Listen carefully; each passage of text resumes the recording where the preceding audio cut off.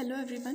आज का हमारा टॉपिक होने वाला है पावर एम्पलीफायर्स। ठीक है, सबसे पहले तो हम ये समझेंगे कि पावर एम्पलीफायर क्या होते हैं, उससे पहले एम्पलीफायर्स क्या होते हैं, और उसके बाद हम पावर एम्पलीफायर के कॉन्सेप्ट को डिटेल में स्टडी करेंगे। फिर उनका क्लासिफिकेशन पढ़ेंगे कि ये कितने टाइप के होते हैं। ठीक है, लास्ट वीडियो में हमने मॉसफेट को कंप्लीट कर लिया था, है ना।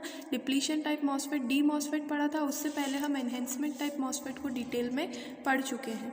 तो सबसे पहले एम्पलीफायर क्या होता है। एम्पलीफायर का मतलब होता है हर वो चीज़ जो किसी भी सिग्नल को एम्पलीफाई कर दे।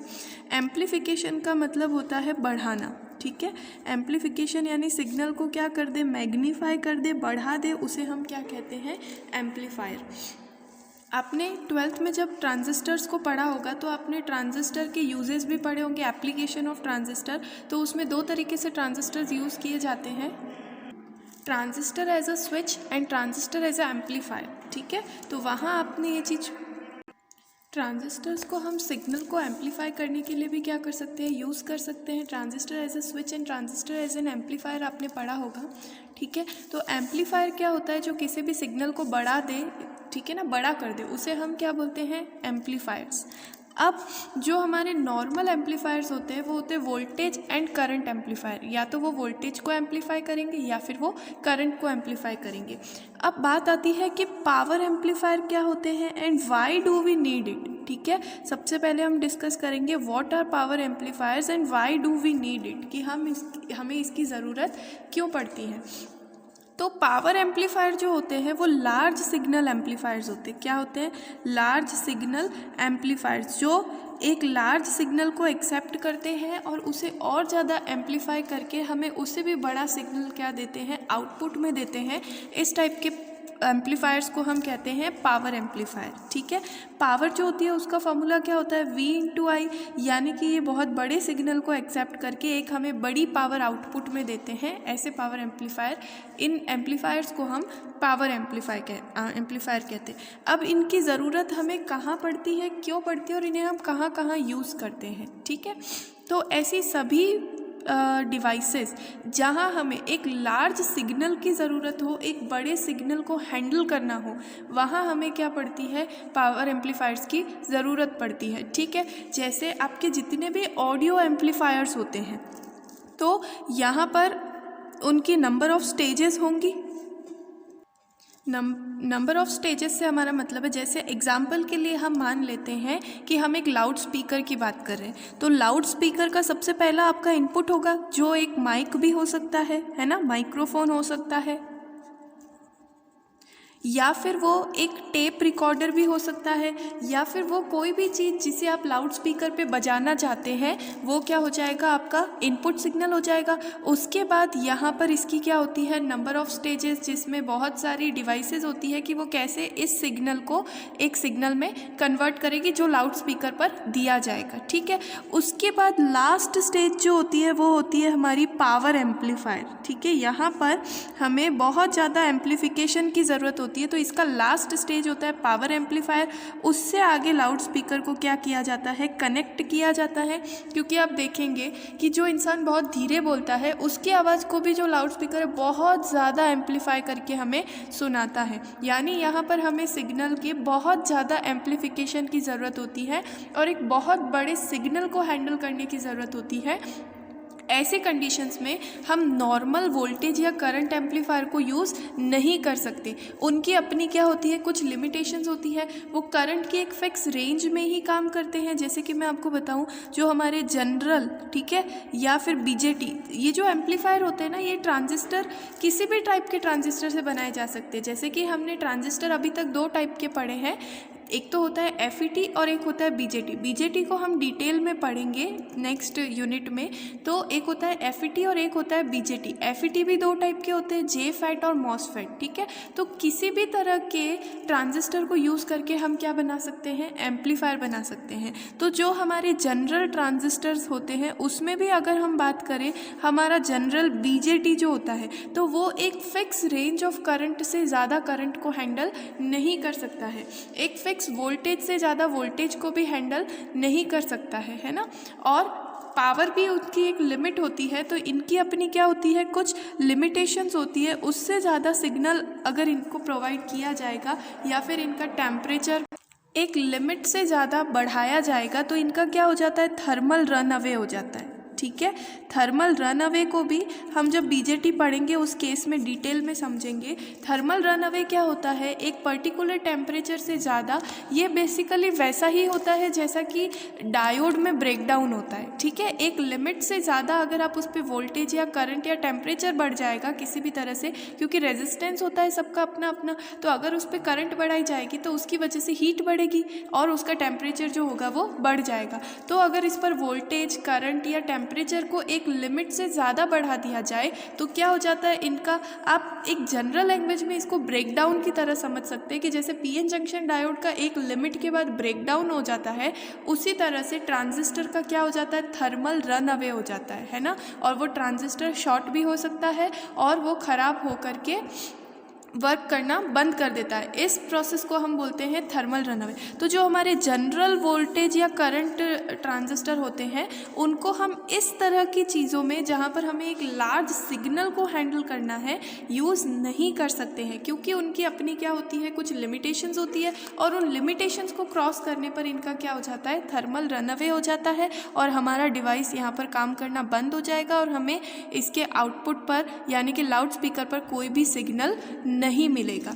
तो सबसे पहली चीज़ तो हो गई कि टू हैंडल लार्ज सिग्नल, क्यों ज़रूरत होती है, टू हैंडल लार्ज सिग्नल। दूसरी बात जो हम ये इसकी बात कर रहे थे, तो ऐसे डिवाइसेस यानी जो हम लाउड स्पीकर दिख रहे थे, ऐसे डिवाइसेस जिनका आउटपुट रेजिस्टेंस बहुत कम हो, क्या हो, जिनका आउटपुट रेजिस्टेंस बहुत कम हो। तो इसका पहला तो पॉइंट हो गया टू हैंडल लार्ज सिग्नल्स, यानी बड़े सिग्नल को हैंडल करने में हमें इनकी ज़रूरत पड़ती है। दूसरा हो गया डिवाइसेस जिनका आउटपुट रेजिस्टेंस है ना, जिनका आउटपुट रेजिस्टेंस क्या हो, कम हो, बहुत लो हो। तो अगर रेजिस्टेंस कम होगा, रेजिस्टेंस क्या होता है, करंट को बहने से रोकने की जो टेंडेंसी होती है कि अपने अंदर से होकर के करंट को फ्लो ना होने देना ही क्या कहलाता है, रेजिस्टेंस। ठीक है, तो अगर इस आउटपुट डिवाइस का रेजिस्टेंस बहुत कम है, इसका मतलब क्या होगा, यहाँ पर एक large amount of current flow होने लगेगी। तो अगर ये लार्ज अमाउंट ऑफ करंट किसी नॉर्मल ट्रांजिस्टर से होकर के गुजरे तो उसे क्या कर देगी, ख़राब कर देगी, कुछ भी हो सकता है उसके साथ। ठीक है, लेकिन इस तरह के डिवाइसेस जिनका आउटपुट रेजिस्टेंस बहुत लो होता है और हमें एक लार्ज करंट वहाँ पर क्या करना पड़ता है, प्रोवाइड करना पड़ता है। रेजिस्टेंस कम है यानी कि वो करंट को नहीं रोक रहा है, इसका मतलब वहाँ से बहुत बड़ी करंट फ्लो होगी। तो इस टाइप की सिचुएशंस को हैंडल करने के लिए हमें पावर एम्पलीफायर या फिर लार्ज सिग्नल एम्पलीफायर की ज़रूरत पड़ती है। ठीक है, ये तो हो गए इसके रीज़न। अब अगर मैं इसका कॉन्सेप्ट समझाऊं तो इसका कॉन्सेप्ट क्या होता है कि नॉर्मली जो हमारे ट्रांजिस्टर्स होते हैं वो दो टाइप के होते हैं। एक होता है वोल्टेज एम्पलीफायर या फिर वो हो सकता है करंट एम्पलीफायर। या तो वो वोल्टेज को बढ़ाएंगे, जो आपने इनपुट वोल्टेज दी है, जिसे आपने मान लीजिए 4 वोल्ट की इनपुट वोल्टेज दी है, तो वो उसको बढ़ा करके 8 वोल्ट, 10 वोल्ट, 12 वोल्ट, जितनी भी उसकी कैपेसिटी होगी वहाँ तक उसको क्या कर देगा, एम्पलीफाई कर देगा। दूसरे टाइप के ट्रांजिस्टर्स होते हैं या एम्पलीफायर्स होते हैं करंट एम्पलीफायर, जिसमें आपने क्या दी है, ये देखिए 2 टाइप के होते हैं। पहला होता है वोल्टेज एम्पलीफायर और दूसरा होता है करंट एम्पलीफायर, है ना, कि आपने क्या दी है, कुछ 1 एम्पियर या 0.5 एम्पियर जो भी आपने करंट इनपुट में दी है उसको बढ़ा करके आपको आउटपुट मिलेगा। इस टाइप के 2 हमारे जनरल ट्रांजिस्टर या जनरल एम्पलीफायर्स होते हैं। लेकिन पावर एम्पलीफायर क्या करता है, पावर क्या होती है, पावर होता है V × I, दोनों का मल्टीप्लिकेशन। ठीक है, तो इन दोनों के मल्टीप्लिकेशन को हम क्या बोलते हैं, पावर। तो पावर एम्पलीफायर क्या करता है कि मान लीजिए दोनों में से एक चीज़ को क्या कर लिया जाता है, कांस्टेंट कर लिया जाता है हाई वैल्यू पर। मैंने आपको क्या बताया कि ये लार्ज सिग्नल हैंडलिंग की कैपेसिटी रखते हैं। लार्ज सिग्नल हैंडलिंग की कैपेसिटी रखते हैं। तो मान लीजिए आपके पास एक पावर एम्पलीफायर है, इसको मैं PA से डिनोट कर देती हूँ, जिसका लोड रेजिस्टेंस जो है वो बहुत ही कम होता है। ऐसी जगहों पर ये काम आते हैं। तो यहाँ पर आपने एक सिग्नल दिया, क्या दिया, इनपुट सिग्नल दिया, और वो जो इनपुट सिग्नल में मान लीजिए आपने कुछ 100-200 वोल्टेज को क्या कर दिया, कांस्टेंट कर दिया, है ना। सिर्फ एक एग्जाम्पल के लिए हम मान लेते हैं हमने 100 वोल्टेज पर इसको क्या कर लिया, कांस्टेंट कर लिया, ठीक है। और करंट जो है वो हमने 10 एम्पियर या 20 एम्पियर की दी। तो जब इसका आउटपुट मिलेगा, तो अगर इसका वोल्टेज कांस्टेंट भी रखा जाए, एक चीज़ को हम दोनों में से कांस्टेंट कर लेते हैं, तो इसके वोल्टेज को हमने क्या कर रहा, कांस्टेंट ही रहने दिया और करंट का एम्प्लीफिकेशन कर लिया। मान लीजिए इसने करंट को एम्प्लीफाई करके 22 वोल्ट कर दिया, तो पावर क्या हो जाएगी, हमारी इंक्रीज हो जाएगी। वोल्टेज ऑलरेडी बड़ा था, ठीक है, 100 की जगह मान लीजिए यहाँ पर 300 वोल्ट का दिया जाता है। तो पहली बात तो अगर यहाँ पर कोई नॉर्मल एम्पलीफायर होता तो वो इतने बड़े सिग्नल को हैंडल ही नहीं कर पाता और पहले ही बीच में से क्या हो जाता, ख़राब हो जाता। तो सबसे पहला फीचर तो ये हो गया कि इस पर दिए गए लार्ज सिग्नल को भी ये क्या कर लेता है, हैंडल कर लेता है। तो अगर इसमें से एक फैक्टर को कांस्टेंट भी रख दिया जाए और दूसरे का क्या किया जाए, एम्प्लीफिकेशन किया जाए, तब भी पावर जो है वो बहुत ज़्यादा क्या हो जाएगी, एम्प्लीफाई हो जाएगी। अगर मैं इनपुट की पावर निकालूँ तो क्या होगी, 3000, है ना। और यहाँ पर अगर मैं आउटपुट की पावर निकालूँ, P आउटपुट, तो क्या हो जाएगी, 300 × 22, इसको मल्टीप्लाई करने पर 6600 की पावर आ जाएगी, है ना। वोल्ट हो जाएगा, ये वॉट हो जाएगा, वोल्ट इंटू एम्पियर, और यहाँ पर भी वोल्ट इंटू एम्पियर, तो ये वॉट हो जाएगा। यानी कि इसकी पावर जो है वो बहुत ज़्यादा एम्प्लीफाई हो गई। ये जो वैल्यूज़ है ये मैंने सिर्फ और सिर्फ आपको समझाने के पर्पज़ से बताई है। ये वैल्यूज़ हर टाइप के पावर एम्पलीफायर की कुछ लिमिट होती है और उस रेंज तक ही वो काम कर सकता है। तो ये वैल्यू मैंने आपको इन जनरल सिर्फ समझाने के लिए बताई है कि इसमें पहली बात तो ये लार्ज सिग्नल को हैंडल कर लेता है, और दूसरी बात जब इसमें एम्प्लीफिकेशन के बाद हम रिजल्टेंट पावर को देखते हैं तो वो इनपुट के कंपैरिजन में बहुत ज़्यादा एम्प्लीफाई हो जाती है। इसीलिए इसको हम कहते हैं पावर एम्पलीफायर, यानी कि ये पावर को क्या कर लेता है, एम्प्लीफाई कर देता है, ठीक है। अब इम्पॉर्टेंट टॉपिक है हमारा क्लासिफिकेशन ऑफ पावर एम्पलीफायर। ये सिर्फ कॉन्सेप्ट था, यानी कि पावर एम्पलीफायर क्या होता है, किस तरीके से काम करता है, ठीक है। और इसका सबसे इम्पॉर्टेंट टर्म होता है क्लासिफिकेशन। हाँ, इसमें एक पॉइंट और होता है कि ये स्पेशली डिज़ाइंड ट्रांजिस्टर होते हैं, ठीक है। ये हमारे नॉर्मल ट्रांजिस्टर नहीं होते हैं, स्पेशली डिज़ाइंड ट्रांजिस्टर्स होते हैं। अब ट्रांजिस्टर ये वही होगा, या तो BJT होगा या फिर FET होगा, लेकिन उनमें कुछ चेंजेस करके और उनको पावर एम्प्लीफिकेशन के लिए लायक बनाया जाता है। तो ये क्या हो जाएंगे, स्पेशली डिज़ाइंड BJT या फिर FET हो जाएंगे। नॉर्मल BJT या FET नहीं होकर के स्पेशली डिज़ाइंड BJT या FET होते हैं। अब अगर इनका क्लासिफिकेशन देखें हम, तो पावर एम्पलीफायर जो होते हैं मेनली 4 टाइप के होते हैं। पहला होता है क्लास A एम्पलीफायर, दूसरा होता है क्लास B एम्पलीफायर, तीसरा होता है क्लास AB एम्पलीफायर, और चौथा होता है क्लास C एम्पलीफायर, जिसमें से क्लास AB वाला हमारे सिलेबस में नहीं दे रखा है, इसलिए हम डिटेल में क्लास A, B और C को समझेंगे, उनके बीच में कंपैरिजन करेंगे और इनकी वर्किंग को समझेंगे। कंस्ट्रक्शन जो है वो हमारे सिलेबस से बाहर रखा गया है, क्योंकि बेसिकली इनका कंस्ट्रक्शन BJT और FET से ही किया जाता है, ठीक है। तो ये हो गया इसका क्लासिफिकेशन, जिसमें से हम इन तीनों चीज़ों को डिटेल में समझेंगे। अब इन तीनों को समझने के लिए हमें सबसे पहले लोड लाइन और क्यू पॉइंट को समझना होगा। Load line and Q point, क्योंकि क्लास A एम्पलीफायर के लिए क्यू पॉइंट जो होता है वो लोड लाइन के बीच में होता है। क्लास B एम्पलीफायर के लिए जो क्यू पॉइंट होता है वो x एक्सिस पर होता है, और क्लास C एम्पलीफायर के लिए जो क्यू पॉइंट है वो x एक्सिस से नीचे बिलो द x एक्सिस होता है। तो ये चीज़ें जब हम पढ़ेंगे तो 2 टर्म्स आएंगी, load line and Q point.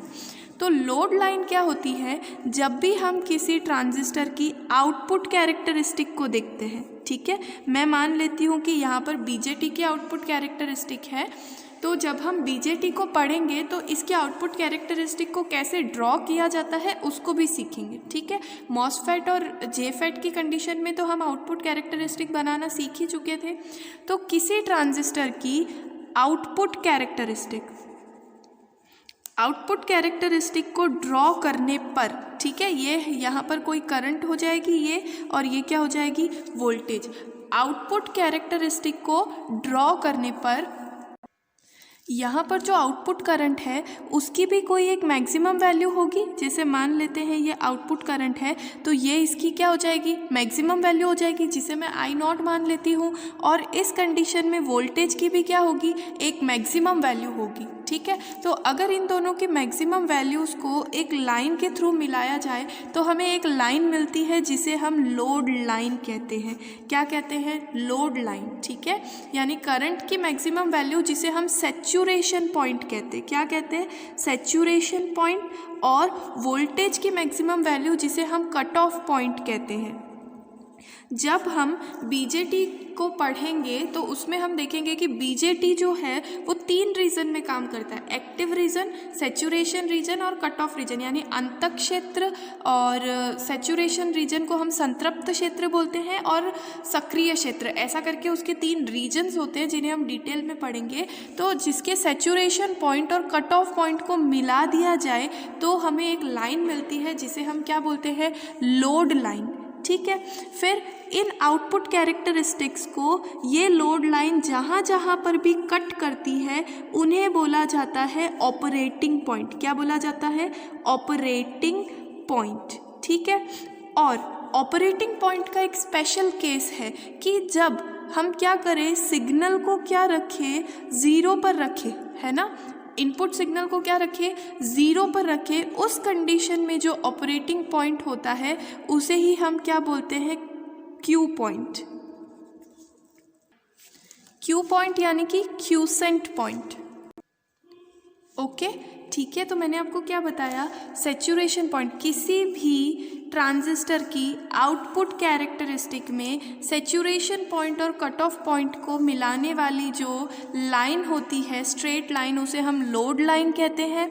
Load line output characteristics को जिन जिन भी पॉइंट्स पर काटती है उसे हम क्या बोलते हैं, ऑपरेटिंग पॉइंट, जो कि एक से ज़्यादा हो सकते हैं। और नो लोड की स्थिति में या फिर जब सिग्नल हमारा 0 होता है उस कंडीशन में जो ऑपरेटिंग पॉइंट कहलाता है उसे हम क्विसेंट पॉइंट कहते हैं, ठीक है। इस कंडीशन में ट्रांजिस्टर को हम क्विसेंट मोड में कहते हैं, ठीक है, कि ट्रांजिस्टर हमारा क्या है, क्विसेंट मोड, यानी कि शांत अवस्था में है। जबकि सिग्नल अनुपस्थित है तब हमारा ट्रांजिस्टर शांत अवस्था में होता है। उस कंडीशन में जो ऑपरेटिंग पॉइंट होता है उसे क्या कहा जाता है, क्यू पॉइंट या फिर क्विसेंट पॉइंट, ठीक है। तो ये मान लेते हैं कि ये नो लोड की कंडीशन वाली लाइन है या फिर नो सिग्नल की कंडीशन वाली लाइन है, तो ये वाला पॉइंट हमारा क्या कहलाएगा, क्यू पॉइंट या क्विसेंट पॉइंट। अभी हमें सिर्फ इसका एक एलिमेंट्री आइडिया लेना है। इस टॉपिक को हम बहुत ही ज़्यादा डिटेल में बीजेटी के साथ स्टडी करेंगे, ओके। तो आपको यहाँ तक का टॉपिक समझ में आया होगा, आई होप। कल हम जब इसका क्लासिफिकेशन पढ़ेंगे तब आपको ये सारी चीज़ें और ज़्यादा क्लियर हो जाएगी। हम क्लास ए, क्लास बी और क्लास सी एम्पलीफायर को बहुत ज़्यादा डिटेल में स्टडी करेंगे, उनकी प्रॉपर्टीज़ को देखेंगे, तब आपको ये जो सारे पॉइंट है ये बिल्कुल और ज़्यादा अच्छे से क्लियर हो जाएंगे। सो आई होप यू अंडरस्टैंड, और बाकी का टॉपिक हम नेक्स्ट वीडियो में पूरी तरह से क्लैरिफाई करेंगे।